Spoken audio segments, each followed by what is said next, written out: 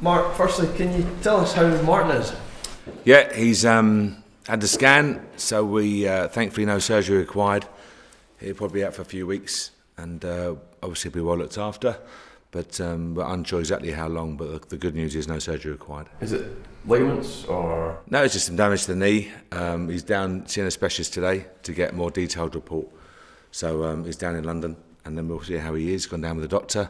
But the thankful news, as I said, repeat myself, but there's no surgery required, which is most pleasing. Do you think that he gained that injury as a result of playing on that pitch? There's no doubt in our mind, from a coaching perspective and a medical perspective, that his injury wouldn't have been of this nature had it not been for the pitch. So Martin Waghorn left that pitch with lacerations and immediate bruising. There's no doubt about that. So when we use the term unforgiving, we meant in terms of the hard aspect of the pitch. So had that been on grass, he wouldn't have had the same nature of injury that he has now. And that's just a simple fact, and that's backed up by a medical team, a very proficient medical team, and by the coaching staff who saw the initial impact of the injury. There's a rugby match being played on that pitch tonight, and Glasgow Warriors have previously played matches on that pitch. It's designed not just for football but to international rugby standards as well. I guess the question is, if it's suitable for a sport of that nature, which is high impact too, why is it maybe not suitable in your view for football? We're not saying about football. Whatever the surface, we'll deal with it. We're playing on 3 artificial surfaces in a row.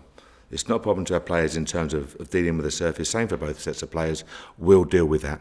There's a bigger picture that we've talked about here in terms of the surfaces, in terms of the quality of product at the highest level. We're not ignoring the facts about revenue. We're not being ignorant to that fact. We should understand the financial climate. Not saying that in any shape or form. But what we're saying at the highest level, there must be a quality of product or consistency of quality of product, which is essential. Simple as that. So if you ask, when the PFA survey, was it 700 plus players, 73% I believe, turned around and said they would far play on a deteriorating grass surface as opposed to artificial. They're the guys who week in, week out have to play on it. We did our research as well, as far as I'm led to believe. Kilmarnock up to Christmas didn't even want to train on their own surface because of the stiffness and the injuries and the impact of playing on a hard surface. So it's not just about one specific game. We'll deal with it. We'll go to Queen of the South. We're looking forward to the game. We'll deal with the surface. But look at the bigger picture involved here and look at the quality of product at the highest end. So do you believe that pitch is unsuitable for Premiership football? I'm just saying, if you're going to play the game, I think, in my opinion, and speaking to a lot of people, if you're going to attract investment, attract sponsors, can we get a better quality of product? You do that by getting a high quality pitches. Then I'm told that the northern weather, the Scottish weather, couldn't take good grass pitches. Does it not rain in Manchester or Liverpool? It's nonsense. The fact is, the best pitches, I understand the demand finance. I appreciate that. We're talking at the highest level. They demand finance, but to improve the quality of product, then we need to look at the quality of surfaces. Mark, you said there that the lacerations and bruising would not have occurred if it was on the grass pitch. Just for clarity, is it the lacerations and bruising that is keeping Martin out for the length of time? No, not at all, but we saw the impact on the knee. So obviously he's had a scan which tells you we looked inside the knee. But the fact of the matter is, when he came off that pitch, our player had lacerations and immediate bruising. Simple as that. Now, it's not me talking as a simple coach. I haven't got the grey matter that the medical team have. But the fact is, there's no doubt that the surface contributed to the nature of Martin's injury. It's a simple fact. I'm not criticising any individual club. I'm just making a very clear statement. The Command Company Secretary, Michael Johnson, is disputing Rangers' version of events. He's saying there's no evidence of lacerations. What's your response to that? Again, he can have his opinion. I can have my opinion. The world's about opinions. But the fact is, when 700 PFA players or members across 4 divisions are asked what you'd rather play on, and they prefer, 73% prefer a deteriorating grass surface. They're the guys that week in, week out ply their trade on the football fields, and they prefer a deteriorating grass surface. That's all you need to know. In terms of the statement yesterday, the use of the word unforgiving surface, do you endorse that? Is that your belief? That's absolutely my belief. Yeah, it's a fact. That pitch is harder than the grass pitch would have been. It's as simple as that. There's no disrespect. We're just making a statement. The fact is that pitch is unforgiving compared to the pitch outside the window here, grass pitch. Martin's impact as he landed on the surface there, you saw the lacerations, we saw the bruising. It's not me talking, as I say, it's not a personal opinion, a coach just giving his viewpoint. This is supported by a medical team, experts in their field, who feel the same way, so we're just making a very clear statement. Martin, of course, took the penalty after that as well. Yeah. Did he aggravate it by doing that? No, he just realised that there was something wrong by taking it. Obviously, he's a striker, he hadn't scored for 4 games. You saw Martin in the press prior to the game, so of course he's keen to take the penalty. The fans were fantastic, they were backing and singing his name, so he took it, but he immediately took it. He knew that the knee wasn't right. Given the injury to Martin, you're saying it was in part down to the pitch. It's another plastic pitch on Sunday. Is that in the players' heads? Not at all, far from it. As I said right at the very start, whatever the surface, we'll deal with it, and we look forward to the various challenges. So whether it's Alloa, whether it's Queen of the South, whether it's Kilmarnock, whether it's Falkirk, we'll deal with it. But the comments are about a bigger picture, and I'm not, as I say, please don't think we're ignoring the fact about the financial climate. We fully appreciate the need for revenue, we get that, but we're talking about the highest level and the need for consistency of product. So so you don't think there's ever going to be an apprehension from players thinking, Far well, I from might it. No, get injured absolutely as well? not, in any shape or form. There's no apprehension. We've trained really well today. We'll train Astro tomorrow to prepare again for the game, and we're looking forward to Sunday. When you look at the quality of Hampden Park's pitch during the League Cup semi-finals a couple of weeks ago, that was widely criticised. There's a lot of grass pitches in Scotland that are clearly suffering as a result of the weather. And you mentioned the weather's the same in Manchester, and that's absolutely the case. Do you feel that the lack of revenue in Scotland in the Scottish game is holding back the quality of grass pitches? I'm not privy to the information. I'm not smart enough to know the information, financial side about income and expenditure. But all I would say is that you turn on the TV and you watch the Premier League, you watch the Championship down south, you see the quality of pitches. And the Desert pitches, for example, I'm sure won 1.2 million a pitch, but the quality of product is outstanding. And those pitches demand watering. It's not about rain. Those pitches absorb it. I can't think of any Premier League games being called off because of waterlogged pitches, and yet they have the same quality of pitch. So I understand it, but if we take the investment and we get the interest to come in and support the game financially, then we'll move forward. Then the game in Scotland will move forward. But to sit here and say at the moment there's not an issue, I think is not right. The clubs need to invest more in their grass pitches. I think at the highest level, you talk about Premier League, at the highest level, I think it's important, yes. Mark, Lee Clark said this morning he would have expected you to complain about the pitch after the game, and you did mention it to him. Lee Clark, because that's his first game as a manager. I know Lee from down south, so am I really going to go in and say, "Hi Lee, your pitch is shocking"? Is that what I'm going to say? Let's be honest with it. Lee's a good friend. I know him very well, very respectful of his career in the game as a player and a manager. So it was good to welcome him and wish him all the very best at Kilmarnock.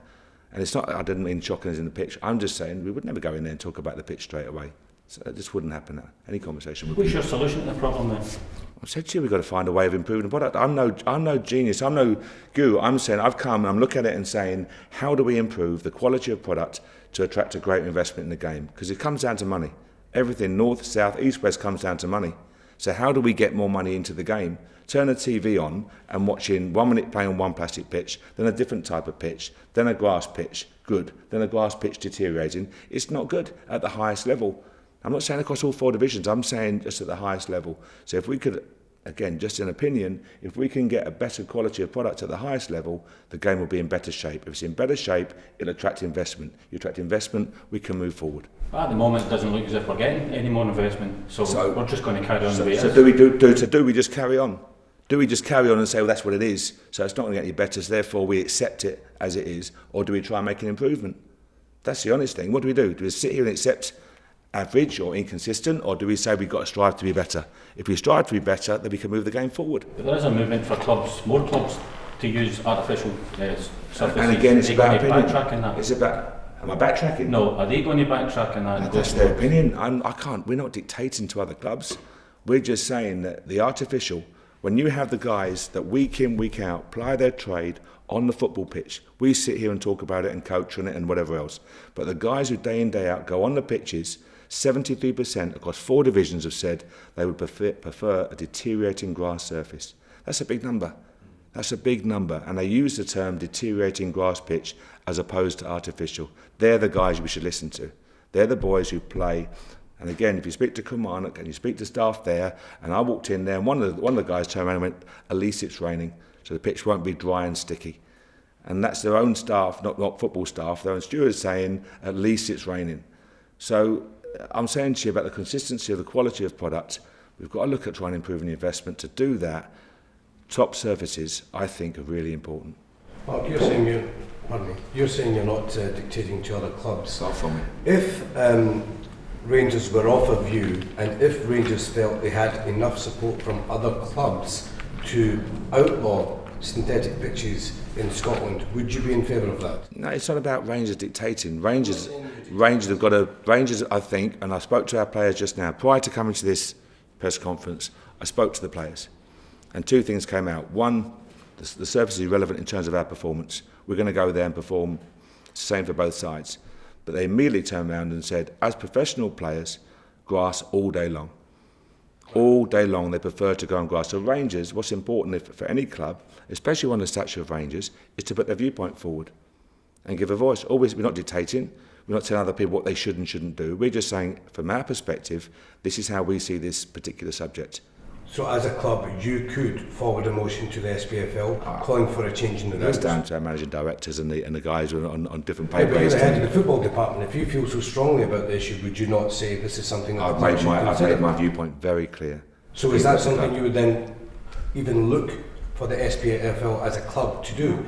Those discussions will go on above the football department. Or my job is to make sure that the senior guys on the board know what David, myself and the staff and the players think about this particular subject. We've made our opinion very clear over the last 2 or 3 weeks. You don't want artificial pitches in Scotland? Personally, not at the highest level. Really be clear on that. We understand the financial climate, we understand the need for revenue. We're not ignoring that in any shape or form. But at the highest level, to attract more investment, would it not be better to have a consistently high quality level of grass pitch? And how do you define the highest level? The Premier League. Just the Premiership? Absolutely. Right, okay. The Championship, all right. Again, down south, how many clubs have artificial surface out of 92? Well, it's banned at the moment. Why is it banned? Why is it not used? If it's so needed, are clubs not in financial distress down south in Leagues 1 and 2? Well, there's certainly a greater financial disparity in Scotland compared to England. I mean, you'll remember the pitch at QPR in the which was a joke. And Luton and Oldham and the quality of artificial surfaces have moved on enormously from those times. They're several years ago now, and they have got a lot better. Of course they have, but the fact is, I'm talking about the highest level, and in the Premier League and the Championship down south, as you say, financial disparity is very clear. But there's no artificial surfaces. League 1 and 2, there's clubs in trouble financially, but there's no artificial surfaces. And there's a reason for that. And the players, the most important people are the players and the spectators for the quality of product.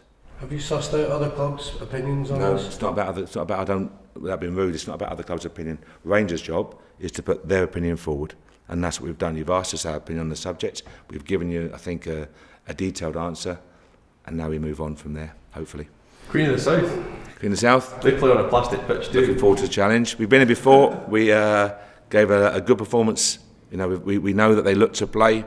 We know they have some very dangerous players, and the likes of Lyle are wily, very wily, and we know they find space in the box and they're dangerous. So our job is to, as always, dictate possession, hopefully dominate the football, create chances and try and take the chances. Last week, I suppose you slipped up, but then Hibernia couldn't take advantage. This week, it's the other way around. So do you keep half an eye on what's going on up the road? Not at all. Our job is just to focus. It really is. It has to be. We can't be looking away from us. Our focus is on Queen of the South. It'll be a tough test. We'll take good away support again, and we prepared really well for the game. Delighted the way we trained this morning. Went on grass this morning, trained really well. We'll be lighted tomorrow. We'll travel, we'll stay overnight, and we'll prepare for the game in the right way. So we're looking forward to the challenge, and hopefully 3 points. Mark, you said earlier that you think Martin will be out for a few weeks. He said 6 to 8 weeks. Is there a best and worst case scenario? Well, we obviously would like to welcome Martin back to the end of the season. If this was October, November, I could give a more detailed, in terms of a return date. But right now we're nearly in March, so the season's drawing to a close quickly. So you say season-ending injury, it sounds very dramatic, but the fact is we're only 12 games away from the end of the season. So hopefully he comes back before the end of the season. That would be the ideal scenario. There's a possibility that he won't. There's a possibility he won't. It depends on how his recovery progresses. Any other injuries for Sunday? No, touch wood, we're all clear. We trained well this morning, and we're looking forward to it.